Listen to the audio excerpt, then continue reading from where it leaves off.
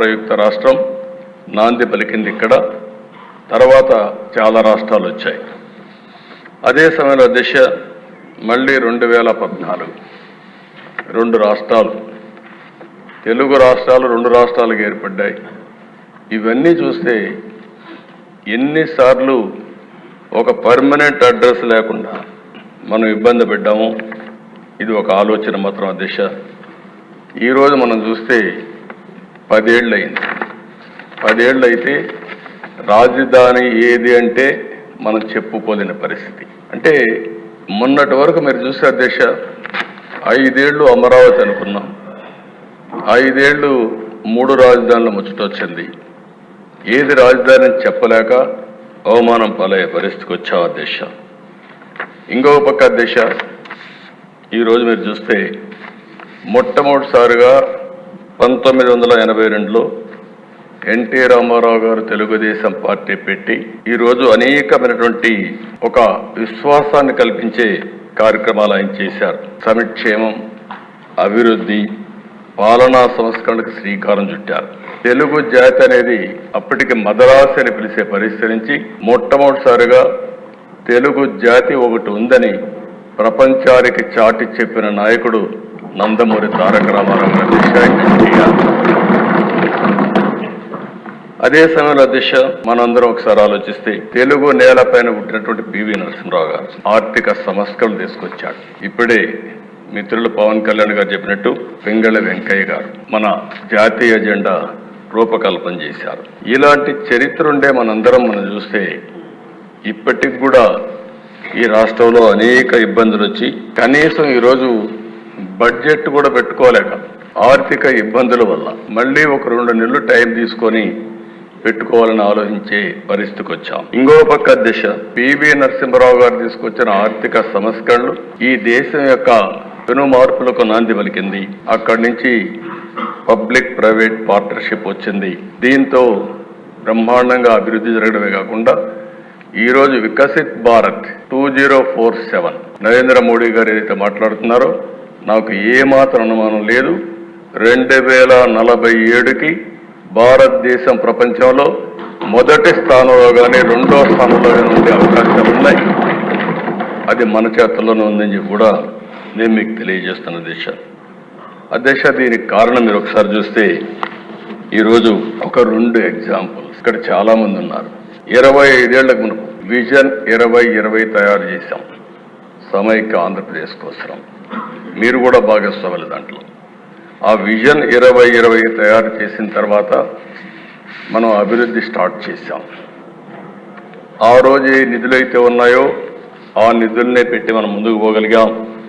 ఈరోజు మీరు చూస్తే దేశంలోనే highest per capita income Telangana రాష్ట్రం ఉండడం ఆ రోజు చేసిన అభివృద్ధి వల్ల సాధ్యమైందని కూడా నేను మీకు తెలియజేస్తున్నాను. ఇది గుజరాత్, ఇంకా చాలా రాష్ట్రాలు ఉన్నాయి అధ్యక్ష. గుజరాత్ ఉంది, కర్ణాటక ఉంది, హర్యానా ఉంది. అన్ని రాష్ట్రాల కంటే ముందు పోయే పరిస్థితికి వచ్చింది. ఇది ఒక ఉదాహరణ మాత్రం. ఇంకో పక్క అధ్యక్ష మీరు ఒకసారి చూస్తే ఎన్ఆర్ఐస్. ఎందుకు ఈ సభలో ఈ మాటలు చెప్తున్నానంటే ఈరోజు పవన్ కళ్యాణ్ గారు మాట్లాడినప్పుడు ఒక విషయం చాలా స్పష్టంగా చెప్పాడు. నేను వివేకానంద స్ఫూర్తిని కూడా మీకు చెప్పాను. ఈరోజు ఇక్కడుండే హౌస్లో మెంబర్స్ అందరం కలిసి సమిష్టిగా పనిచేస్తే ఈ రాష్ట్రాన్ని నెంబర్ 1 రాష్ట్రంగా తయారు చేయడం కష్టం కాదనే విషయం చెప్పడానికి నేను ఈ విషయాలు మీ దృష్టికి తీసుకొస్తున్నాను. ఈరోజు మీరు చూస్తే అధ్యక్ష 25 ఏళ్ళు 30 ఏళ్ళకు మనకు ఆ రోజు ప్రభుత్వం ఐటీకి ప్రాధాన్యత ఇచ్చాం. అదే మరిగా భారతదేశం మొత్తం ఇండియన్స్ అంతా ఐటీ బాగా నేర్చుకునే పరిస్థితికి వచ్చారు. ఈరోజు మీరు చూస్తే మన వాళ్ళు ఇండియన్స్ 2 కోట్ల మంది 3 కోట్ల మంది విదేశాలకు వెళ్ళారు. అమెరికాకు చాలామంది వెళ్ళారు. అమెరికాలో చూస్తే అధ్యక్ష 25 ఏళ్ళు వచ్చిన మార్పు, ఇండియన్ ఆరిజిన్ ఎవరైతే ఉన్నారో వీళ్ళ ఆదాయం, తలసరి ఆదాయం $1,19,000. మన తర్వాత ఎవరైనా చూస్తే అధ్యక్ష తైవానీస్, వాళ్ళ ఆదాయం $95,700 అమరావతి దేవతల రాజధాని. అలాంటి అమరావతి నిన్నటి వరకు ఏమైందో మనం చూసాం. ఈరోజు మళ్ళీ కేంద్రం 15,000 కోట్ల రూపాయలు ఆర్థిక సహాయం చేయడానికి ముందుకొచ్చారు, బడ్జెట్లో పెట్టారు. అందరి ముఖాల్లో చూస్తే ఆనందం కనపడుస్తూ ఉంది. అంటే మళ్ళా మంచి రోజులు ప్రారంభమయ్యాయనే ఆశ ఈరోజు వచ్చిందంటే ఏ విధంగా జరిగిందని మనం చూసాం. ఈరోజు అమరావతి పూర్తయింటే దిశ 2-3 లక్షల కోట్ల రూపాయలు ప్రజా సంపద మనకు వచ్చుండేది. అప్పులు చేసే అవస్థ తీరేది. అలాంటి రాజధాని పోయింది. జీవనాడి పోలవరం 72% పూర్తయింది. 2020 నాటికి 21 నాటికి పూర్తి అయిపోయింది. ఆ దిశ కావాలని కాంట్రాక్ట్ను మార్చడం, అదే మరి ఆఫీసర్లు మార్చడం, రివర్స్ టెండరింగ్ పెట్టడం, కడాన అతి ముఖ్యమైన జీవనాడైనటువంటి ఈ పోలవరాన్ని గోదావరిలో కలిపేయడం. ఇప్పుడు మళ్ళీ డయాఫామ్ వాల్ నుంచి స్టార్ట్ కావాలి. కాఫర్ డ్యాముల నుంచి మళ్ళా మనం పని ప్రారంభించాలి. ఇది కూడా మనం మనస్ఫూర్తిగా ధన్యవాదాలు చెప్పాలి. కేంద్రం ఈరోజు బడ్జెట్లో చెప్పినప్పుడు పోలవరాన్ని వీలైనంత తొందరలో పూర్తి చేస్తామని నిర్దిష్టమైన హామీ ఇచ్చారు. వారికి మనస్ఫూర్తిగా ధన్యవాదాలు తెలియజేస్తున్నారు. అధ్యక్ష, వ్యవసాయ శాఖ పూర్తిగా మూతపడిపోయింది. కాలువల్లో పూడిక తేలేని పరిస్థితి. అదే మరి ఎక్కడికక్కడ డ్రైన్స్ ఉంటే డ్రైన్స్ కూడా పూడిక తీయకుండా ఎక్కడికక్కడ రాష్ట్రంలో వర్షాలు పడితే పొలాలన్నీ మునిగిపోయే పరిస్థితి వచ్చింది. ఇంకో పైన దిశ ఇరిగేషన్ వ్యవస్థ చిన్నాభిన్నమైపోయే పరిస్థితికి వచ్చింది. ఒక్క ప్రాజెక్టు పూర్తి కాలేదు. ఇంకో పక్కన చూస్తే ఉండే ప్రాజెక్టుల్లో గేట్స్ కూడా గ్రీస్ పెట్టలేని పరిస్థితి. కొన్ని ప్రాజెక్టులు మీరు చూస్తే అధ్యక్ష గేట్లు కొట్టుకొని పోతే ఆ గేట్లు కూడా పెట్టలేని పరిస్థితి. ఆ గేట్లు పెట్టడానికి అయ్యే డబ్బులు కూడా ఇవ్వలేని దుస్థితి. అలాంటి భయంకరమైనటువంటి పాలనలో మనం చూసాం. ఇంకొక పక్కన దేశ ప్రభుత్వ టెర్రరిజంతో పెట్టుబడులు పరారైపోవడం. నాకు అమర్ రాజా ఇండస్ట్రీస్ ఒకప్పుడు దేశ ఏదైతే అమర్ రాజా పెట్టారో వాళ్ళంతా ఒకటి ఆలోచించారు. చిత్తూరు జిల్లా మేము మా జిల్లాలో ఇండస్ట్రీ పెట్టాలని ఇండస్ట్రీ అతను పెడితే అతన్ని ఎన్ని విధాల ఇబ్బందులు పెట్టాలని ఇబ్బందులు పెట్టి ఇప్పుడు పెట్టుబడులు వేరే రాష్ట్రానికి పోయే పరిస్థితి వచ్చింది. అంటే సొంత రాష్ట్రంలో పుట్టిన పారిశ్రామికవేత్త కూడా పెట్టుబడి పెట్టలేని పరిస్థితి, పెట్టినా కాపాడుకోలేని పరిస్థితి వచ్చిందంటే అది ఆనాటి దుస్థితి. 24% నిరుద్యోగం. దేశంలోనే అతిపెద్ద నిరుద్యోగం ఉన్న రాష్ట్రం మన రాష్ట్రం అయ్యే పరిస్థితికి వచ్చింది. 5 ఏళ్లలో దిశ విపరీతంగా క్రైమ్ రేటు పెరిగింది. దళితుల హత్యలు పెరిగిపోయినాయి. డోర్ డెలివరీ నిన్నే నాకు ఆశ్చర్యం వేసింది. ప్రజాస్వామ్యాన్ని కాపాడాలని చెప్పి లేకాడు పట్టుకొచ్చారు. ఏం చెప్పాలో అర్థం కాలేదు. ఆ డోర్ డెలివరీ చేసిన వ్యక్తి కూడా ప్లే కార్డ్. ఇంకొక పక్క దిశ ఎమ్మెల్యేల దాడులు. అబ్దుల్ సలాం ఆ కుటుంబాన్ని నేను ఇప్పుడు కూడా మర్చిపోలేకపోతున్నా. ఎంత దిశ మనిషి చనిపోవాలనుకున్నాడు, బాధలు భరించలేక. చనిపోవాలనుకుంటే వీళ్ళు మాట్లాడే మాటలిన తర్వాత నువ్వు చనిపోవాలనుకున్నా నిన్ను ప్రశాంతంగా చనిపోని నీ భార్య ఉంటుంది, గుర్తుపెట్టుకో, ఏం చేస్తాం చేసి చూపించమంటే నేను చనిపోయిన తర్వాత నా భార్యని ఏం చేస్తారో అని ఆలోచించి భార్యాభర్త ఇద్దరు చనిపోవాలని ఆలోచించుకుని ఇద్దరం చనిపోవాలని మాట్లాడుకుని అప్పుడు మళ్ళీ ఆలోచించి మనం ఇద్దరం చనిపోతే ఈ ఇద్దరు పిల్లలు అనాథలైపోతారు, ఏం చేయాలని ఆలోచించినప్పుడు కాదు నలుగురం కూడా చనిపోవాలని నిర్ణయించుకుని నలుగురు వెళ్ళి రైల్వే ట్రాక్ మీద వాళ్ళిద్దరి పిల్లల్ని కట్టేసి ఆ ట్రాక్ కింద పడి బలవంతం మరణం చేసుకున్నారంటే అధ్యక్ష ఇది సాధ్యమే. ఎంత నిస్సహాయ స్థితి. ఈ విషయం మనం గుర్తుపెట్టుకోవాల్సిన అవసరం అది జరిగితే పరామర్శించినటువంటి ఆనాటి ముఖ్యమంత్రి నిన్న అదే పార్టీకి ఒకప్పుడు చెందిన ఇద్దరు వ్యక్తులు ఈరోజు ఒక అతను వ్యక్తిగత కారణాల వల్ల చంపితే దాన్ని రాజకీయం చేస్తూ ఢిల్లీకి పోయి ఈరోజు ఈ సభకు రాకుండా సభకు వచ్చే ధైర్యం కూడా లేదు. అంటే చేసిన పనులు ఏమైనా ఉంటే చెప్పడానికి వస్తారు కానీ అది చేసే పరిస్థితి వచ్చారు. అధ్యక్ష డ్రైవర్ సుబ్రహ్మణ్యం, డాక్టర్ సుధాకర్ ఇప్పటికి కూడా జ్ఞాపకం. అధ్యక్ష సుధాకర్ ఏమడిగాడు? ఒక మాస్క్. మీ హాస్పిటల్ అధ్యక్ష నర్సీపట్నంలో పనిచేశాడు. One of the best doctor.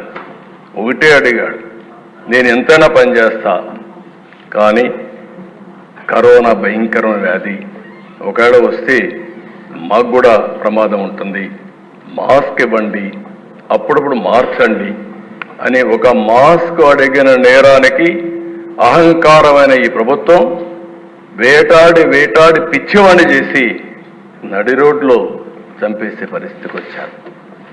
అది చూస్తే చాలా బాధేస్తుంది అధ్యక్ష. ఒక ఓం ప్రతాప్ వీళ్ళు పెంచిన లిక్కర్ రేట్ల గురించి విమర్శించాడని నెపంతో వాణ్ణి ఏం చేశారు? ఇప్పుడు కూడా దిక్కుదిలిన పరిస్థితి, ఆత్మహత్య కింద క్రియేట్ చేసే పరిస్థితికి వచ్చారు. బాపట్ల అధ్యక్ష ఆ జిల్లాలో 10వ తరగతి ఏడే అనగాని సత్యప్రసాద్ ఉన్నాడు. 10వ తరగతి చదివే బాలుడిపై అమర్నాథ్ ఆయన చేసిన పని ఏంటి అధ్యక్ష? అక్కని అవమానిస్తున్నారు, ఎకిల్ చేస్తున్నారు.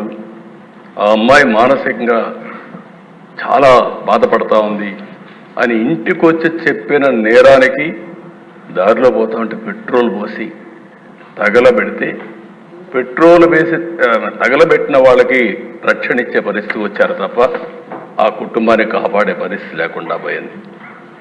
అధ్యక్ష ఇక్కడుండే మహిళలు చూశారు, ఇప్పుడు కూడా అదే సమస్య నాకు కనపడుస్తూ ఉంది.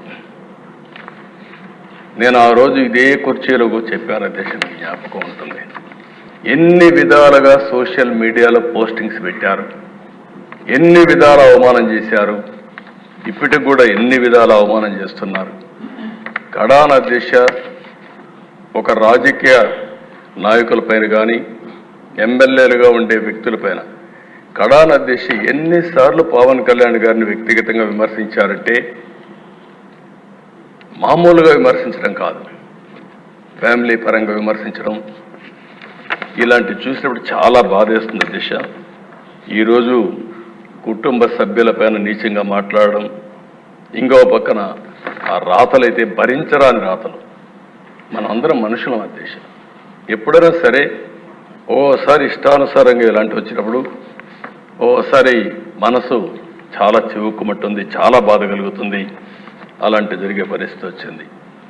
ఇంకో పక్క అధ్యక్ష అలాంటి అరాచక పాలన మీరు చూస్తే బాధితుల్నే నిందితులు చేశారు. తప్పు చేయలేదు వీళ్ళు, కానీ వీళ్ళే వాళ్ళని కొడతారు, తప్పుడు కేసు పెడతారు. అలాంటివి కూడా చేసే పరిస్థితి వచ్చారు. ఇంకొక పక్కన సిబిఐ కూడా పనిచేయలేని పరిస్థితి రాష్ట్రంలో. నేను అడుగుతున్నాను అధ్యక్ష, ఇప్పుడైనా సరే ఢిల్లీకి పోయారు, ఓ కిల్డ్ బాబాయ్, ఇది నా క్వశ్చన్ ఫస్ట్ నుంచి ఇప్పుడు అడుగుతున్నా మళ్ళీ. ఓ కిల్డ్ బాబాయ్, మంగళగిరి ఇలాంటి కొన్ని కాన్స్టిట్యూన్సీలు వీళ్ళు ఆడిన ఆటలు చూస్తే అది భయంకరంగా ఆటలాడే పరిస్థితికి వచ్చారు. రాష్ట్రంలో సంపాదించిన అవినీతి డబ్బులు మొత్తం ఆడ పంచారు. కానీ ప్రజల్ని మెచ్చుకోవాలి అధ్యక్ష. 90,000, 70,000, 40,000, 50,000తో గెలిపించారంటే అది ప్రజలు చూపించిన స్ఫూర్తి, చైతన్యం తప్ప ఇంకోటి కాదు. దానికి మనస్ఫూర్తిగా అభినందిస్తున్నాను. పులివెందల ఎక్స్పెరిమెంట్ ఫెయిల్ అయింది. అది రిప్లికేషన్ మోడల్ కూడా ఫెయిల్ అయింది. అయితే అధ్యక్ష నాకు ఒక అనుభవం కూడా ఉంది. ఇక్కడ ఒక 20-25 కాన్స్టిట్యున్సీల్లో యునానిమస్గా చేసుకోవాలని ప్రయత్నం చేశారు, ఎవరిని పోటీ చేయనీయకుండా. కానీ ఈరోజు మాచర్ల మీరు చూశారు, మాచర్లలో బ్రహ్మారెడ్డి బ్రహ్మాండంగా పనిచేసుకొని నిలబడుకున్నాడు, అతిపెద్ద మెజారిటీతో గెలిచాడు. అలాంటి అధ్యక్ష చాలా నియోజకవర్గాల్లో క్యాండిడేట్లు ఎక్కడైతే గట్టిగా నిలబడుకున్నారో అక్కడ గెలవగలిగారు. దానికి కారణం ఈ దుర్మార్గమైన పాలన పోవాలని చెప్పి ఆలోచించి తీర్పిచ్చే పరిస్థితికి వచ్చారు. అందుకే అధ్యక్ష రాష్ట్రంలో చర్చ కూడా జరగాల్సిన అవసరం ఉంది. ఈరోజు నేను ఒకటే మీ అందరికీ విజ్ఞప్తి చేస్తున్నాను. నిన్న మొన్న మనందరం కూడా మాట్లాడుకున్నప్పుడు కొన్ని డిస్కస్ చేశారు. నేను నా రాజకీయ జీవితాల దిశ ఇంతవరకు ఎప్పుడు కూడా హత్యకు మళ్ళీ సమాధానం హత్య అనేది నా ఉద్దేశం కాదు. ఎప్పుడైతే కక్షకు మనం పోతామో అక్కడి నుంచి ఇది రావణాసుడి కష్టమారిగా తయారవుతుంది. మనందరం కూడా ముఠాలు తుదముట్టించాల్సిన అవసరం ఉంది. గట్టిగా ఉంటామని మన పార్టీ వాళ్ళని కూడా నేను అరెస్ట్ చేసి ముఠాలని పూర్తిగా రూపుమాపిన చరిత్ర తెలుగుదేశం పార్టీదని చెప్పి కూడా నేను మీకు తెలియజేస్తున్నాను. ఎవరైతే మత కలహాలను కూడా పూర్తిగా కంట్రోల్ చేశాం. ఈరోజు పెద్ద సవాల్ అధ్యక్ష మనందరికీ, రాజకీయ పార్టీలో ఉండే వాళ్లే రౌడీలైతే, రాజకీయ పార్టీల నేతలే నేర చరిత్రలైతే రాజకీయాలు అండగా తయారవుతాయి. బయట గొడవ చేస్తారు, బయట హత్యలు చేస్తారు, ఆ నేరం మన మీద వేస్తారు, లోపల వచ్చి గొడవ చేస్తారు. ఇది చాలా ప్రమాదకరమైన ఇది. నిన్న నాకు ఒక సవాల్ వస్తే నేను చూశాను అధ్యక్ష, మదనపల్లి ఆర్డీఓ ఆఫీస్ ఫైల్స్ తగలబెట్టారు. అంత మునుపు ఎన్నికల్లో రిజల్ట్స్ రాలేదు. ఇక్కడ సిబిసిఐడి ఆఫీస్లో చాలా ఫైల్స్ని తగలబెట్టారు, హెరిటేజ్ ఫైల్స్ అవన్నీ తగలబెట్టారు. తర్వాత ఎన్నికలైన తర్వాత పిసిసిబి పొల్యూషన్ కంట్రోల్ బోర్డ్ ఫైల్స్ తీసుకుపోయి ఆ ఫైల్స్ తీసుకొచ్చి కరకట్ట పైన తగలబెడతా ఉంటే ఆ విలేజర్స్ చూసి తరుముకుంటే పారిపోయారు. అది కేసు పెట్టాను. నిన్న సాక్షాత్తు మదనపల్లి సబ్ కలెక్టర్ ఆఫీసు ఏదైతే 22A సంబంధించినటివి అసైన్మెంట్ ల్యాండ్స్వి ఇవన్నీ కూడా తగలబెట్టే పరిస్థితికి వచ్చారు. నేను నిన్న ఒకటే చెప్పాను, ఇప్పటి వరకు లీనియంట్గా ఉన్నాం, చట్ట ప్రకారం యాక్ట్ చేస్తున్నాం, కానీ వీళ్లకు కరెక్ట్గా అర్థం కావడం లేదని చెప్పి డీజీపీని సిబిసిఐడిని ఉన్న పడంగా నా హెలికాప్టర్ ఇచ్చి ఇమ్మీడియట్గా వెళ్ళండి, ఎట్టి పరిస్థితుల్లో ఏం జరిగిందో వాస్తవాలు కనుక్కొని సాయంత్రం లోపల నాకు చెప్పమని ఆదేశాలు ఇచ్చారు. వెళ్ళారు అధ్యక్ష. వాళ్ళు చెప్పింది అయితే ప్రైమా ఫేసి ఇది షార్ట్ సర్క్యూట్ కాదు, ఫైల్స్ డెలిబరేట్గా కాల్చారని చెప్పి చెప్తున్నారు. ఎంక్వైరీ చేస్తాం, యాక్షన్ తీసుకుంటామని చెప్పి కూడా నేను మీకు తెలియజేస్తున్నా. నేను ఒకటే ఈరోజు ఈ సభ ద్వారా హామీ ఇస్తున్నాను అధ్యక్ష, రాష్ట్రంలో ఉండే ప్రజలకు కూడా విజ్ఞప్తి చేస్తున్నాం. డ్రగ్స్ కానీ, గంజాయి కానీ, మద్యం కానీ విచ్చలవిడిగా పెరిగిపోయినాయి. దీన్ని పూర్తిగా ఎక్కడికక్కడ అరికట్టవలసిన బాధ్యత మన పైన ఉంది. దీనివల్ల నేరాలు ఘోరాలు విపరీతంగా పెరిగిపోయే పరిస్థితి వచ్చింది. అందుకే నేను చాలా స్పష్టంగా ఈరోజు చెప్తున్నా, ఏ చిన్న తప్పు చేసినా ఎక్కడ జరిగినా దాన్ని ఉక్కు పాదంతో అణిచివేయడం ఈ ప్రభుత్వం యొక్క సంకల్పం. అది చేస్తామని మరొకసారి ఈ సభ ద్వారా హామీ ఇస్తున్నాను. అధ్యక్ష, నేను చూశాను, మీరు వచ్చారు, గౌరవంగా గవర్నర్ని రిసీవ్ చేసుకుంటున్నాం. ప్రజాస్వామ్యంలో ప్రొటెస్ట్ చేయడం తప్పులేదు. నేను 5 ఏళ్లు మాచర్లకు పోలేకపోయాను. ఆత్మకూరులో ఉన్న పళంగా కొన్ని కుటుంబాలను బయట పంపిస్తే వాళ్ళ ఊరికి పోయి పరామర్శించడానికి నాకు 5 సంవత్సరాలు సాధ్యం కాలేదు. వినుకొండలో హత్య జరిగిందంటే ఆనాటి ముఖ్యమంత్రి పోతే ఇక్కడ ఎవరూ అబ్జెక్షన్ చెప్పాల. అది వాళ్లకు మనకు ఉండే వ్యత్యాసం. ప్రజాస్వామ్య పద్ధతిలో వాళ్ళు ఏం చేసినా నేను ఎక్కడ అబ్జెక్షన్ చేయను అధ్యక్ష. నిన్న అక్కడికి వస్తే గవర్నర్ వస్తూ ఉంటే అప్పుడే వచ్చి గవర్నర్ వచ్చే సమయంలో ఆయనకు అడ్డం పడాలని ప్రయత్నం చేస్తున్నారంటే అది ఏ విధంగా సంస్కారం అయితే నాకు అర్థం కాలేదు అధ్యక్ష. అదే మరి నేను ఒకటే హామీ ఇస్తున్నా, ఫేక్ రాజకీయాలను సహించాం, అబద్ధాలు చెప్పి రాజకీయం చేయాలంటే ఉపేక్షించాం. 31 మందిని చంపారన్నారు. 31 మంది పేర్లు ఇమ్మంటే పేర్లు ఇవ్వకుండా 31 మందిని చంపేశారు. ఎవరు వాడు? 36 మంది పేర్లు లేకుండా 36. ఏమంటారు? ఆ పరిస్థితి రానిలే, అదే లాస్ట్. మీరు గుర్తుపెట్టుకోవాలి, అదే కడపటిది కావాలి. ఆ రోజు కూడా నేను చూశాను, నిద్రలేశాను సీఎంగా. సాక్షి స్క్రోలింగ్ వచ్చింది. ఆ స్క్రోలింగ్లో వివేకానంద రెడ్డి హార్ట్ అటాక్ గుండెపోటుతో చనిపోయాడు, అయ్యో పాపం అని నేను కూడా బాధపడ్డా. అంటే ఒక ముఖ్యమంత్రిని కూడా మభ్య పెట్టగలిగారు. ఈరోజు రాష్ట్ర ప్రజానీకం గుర్తుపెట్టుకోవాల్సిన అవసరం ఉంది. అక్కడి నుంచి మార్నింగ్ రాలేదు, ఫ్లైట్స్ ఉన్న ఎలక్షన్ల ముందు హెలికాప్టర్ రాకుండా ఫ్లైట్లో రాకుండా బై రోడ్డు వచ్చారు. ఆ డ్రామాలన్నీ నేను చెప్పదలుచుకోలేదు. అంటే సాయంత్రం వచ్చారు, మాట మార్చేశారు. నెక్స్ట్ డే నారాసుర రక్త చరిత్ర, నా చేతిలో కత్తి. అంటే అధ్యక్ష అలాంటివన్నీ చేసి నాటకాలు ఆడే పరిస్థితికి వచ్చారు. ఏదేమైనా ఇలాంటి సమస్యలన్నిటికీ ఒకటే మార్గం, ప్రజా చైతన్యం, ప్రజల్ని అప్రమత్తం చేయడం తప్ప వేరే మార్గం లేదు. తప్పకుండా నేను ఒకటే చెప్తున్నా, ఫేక్ రాజకీయాలు సహించాం. ఎవరి బెదిరింపులకు భయపడే పరిస్థితిలో ఈ ప్రభుత్వం లేదని మరొకసారి హెచ్చరిస్తున్నా, గట్టిగా చెప్తున్నా. లా అండ్ ఆర్డర్ పరిరక్షిస్తాం. లా అండ్ ఆర్డర్ని ఎవరు వైలేట్ చేసినా, ఎవరు వాళ్ళ చేతుల్లో తీసుకోవాలన్నా వాళ్ళందరినీ నిర్మోహమాటంగా హ్యాండిల్ చేస్తాం. మత ఘర్షణల్ని, ఫ్యాక్షన్ రాజకీయాల్ని, రౌడీల్ని, తీవ్రవాద సమస్యని పరిష్కారం చేసే చరిత్ర ఇక్కడే మాది. నేరాలు చేయాలనుకుంటే రాష్ట్రం నుంచి బయట పారిపోయే పరిస్థితి వస్తుంది తప్ప ఇక్కడుండి నేరాలు చేసి రాజకీయ ముసుగులో మీ ఇష్ట ప్రకారం ఆడాలంటే మాత్రం జరగనీయకుండా చేస్తామని చెప్పి నేను హెచ్చరిస్తున్నా. మేము నేరాలు చేయం, ఘోరాలు చేయం, కానీ మీరు చేస్తే మాత్రం సహించేది లేదని మరొకసారి హెచ్చరిస్తున్నాను అధ్యక్ష.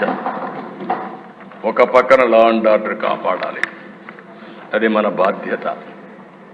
ఇంకొక పక్కన మళ్ళీ రాష్ట్రంలో ఆంధ్రప్రదేశ్ బ్రాండ్ని ప్రమోట్ చేసుకోవాలి.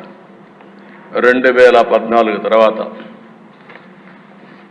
అనేక సమస్యలు ఈరోజు మనకు వచ్చాయి. పెట్టుబడులు పెట్టే పరిస్థితులు లేరు, చాలామంది పారిపోయారు. ఇప్పుడిప్పుడు వాళ్ళందరిని అడుగుతున్నాం, రమ్మంటున్నాం. కొంతమంది రావడానికి కూడా ముందుకు వచ్చినా ఇంకా సమస్యలు ఉన్నాయి. ఈ సమస్యల్లో మీరు చూస్తే 10 లక్షల కోట్ల రూపాయలు పైన అప్పులున్నాయి అధ్యక్ష. 10 లక్షల కోట్ల రూపాయలు అప్పులకు సర్వీసింగ్ చేయాలి, అప్పు కట్టాలి, వడ్డీ కట్టాలి. మళ్ళీ మనం అభివృద్ధి కార్యక్రమాలు చేయాల్సిన అవసరం ఉంది. రాష్ట్ర విభజన జరిగిన రోజు కంటే అధ్వాన్నమైన పరిస్థితిలో ఈరోజు మనం ఉన్నాం. ఇంకొక పక్కన 20 సంవత్సరాలు ఎన్నికపోయే పరిస్థితి వచ్చింది. అట్లని చెప్పి భయపడి పారిపోవడానికి ఈ కూటమి సిద్ధంగా లేదు. నేను కానీ, పవన్ కళ్యాణ్ గారు కానీ, బీజేపీ కానీ మళ్ళీ రాష్ట్రాన్ని రీకన్స్ట్రక్ట్ చేసే బాధ్యత, రీబిల్డ్ చేసే బాధ్యత తీసుకుంటాం, చేస్తామని చెప్పి కూడా నేను మీకు తెలియజేస్తున్నా. పరిపాలన గాడిన పెడతాం, రాష్ట్రాన్ని నిలబెడతాం, పునర్నిర్మాణం చేస్తాం.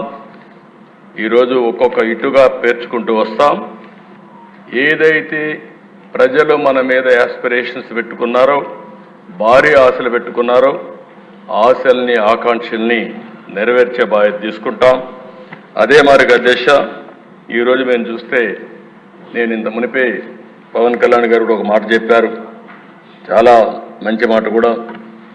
మనం ఎవ్వరం కూడా ఇక్కడుండే ఎమ్మెల్యేలు అందరం కూడా గుర్తుపెట్టుకోవాల్సింది, ప్రజలు మనం ఇంత మురుమారిగా ఏదో పెత్తందారి వ్యవస్థ కాదు, మన ఇష్ట ప్రకారం మనం చేయడానికి.